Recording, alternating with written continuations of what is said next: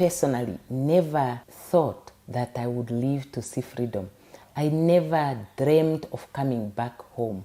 I remember when I was there, I dreamt about many things, but I hardly ever dreamt about Namibia.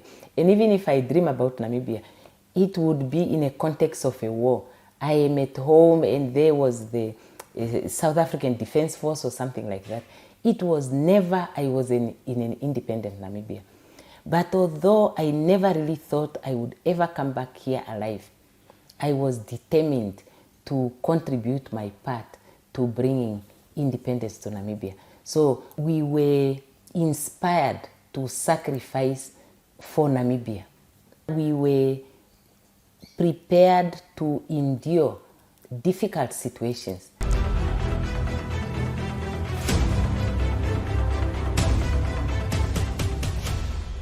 But look at that one. She's so little, referring to me. But I thought I was so big. I thought it was odd that they would think I am so little. I remember we paused and this man was meditating. He was meditating and after that we crossed the line. We were all very apprehensive because we didn't know whether the patrol people were just hiding themselves somewhere and they would jump out once we are in the open, because the actual line was cleared. They have cleared it. It's like a pathway. So we crossed and the guy took us up to the next camp. And the camps now where the combatants themselves used to be, there were no structures there. It's just a bush like any other bush.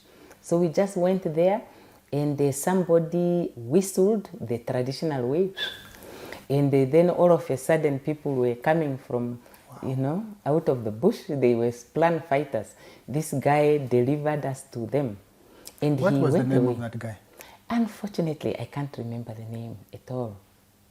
So the guy returned and we remained there. So we were there for a few days. And what were you eating? That's another interesting story. So I, for the first time, ate porridge made from yellow maize. In Namibia we have white maize. Now there was this yellow, very yellow maize that I had never seen before. And it was served with a sardine. And this sardine is served in a case that used to carry bullets, They just properly remove the top, and they wash it, and they put the sardine there, and they put a lot of water. Now, first when they brought the porridge, I looked at it and I was wondering, what is that? And then they brought the can, with sardine in it. And now there was a little fat from the sardine that was on top of the water.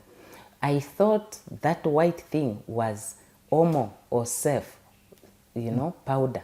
So I thought that was water to wash my hand. But as I was about to reach, to wash my hand, one of them came, took a piece of the porridge and dipped it in that one. Then I realized, oh, that's relish. That was quite interesting. But we ate.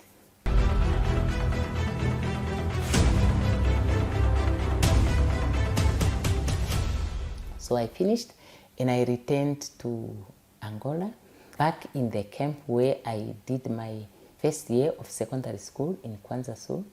And I had a few months of teaching. I taught mathematics for a few months.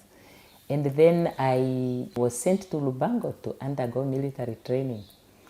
I was trained as a political commissar in Tobias Ainyeko. And there I had another experience of an attack.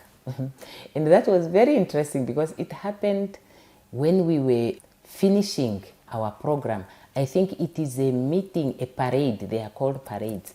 It was a parade that was called to kind of commission us, like you have finished your program now, you just wait to be sent to different places where you'll be deployed.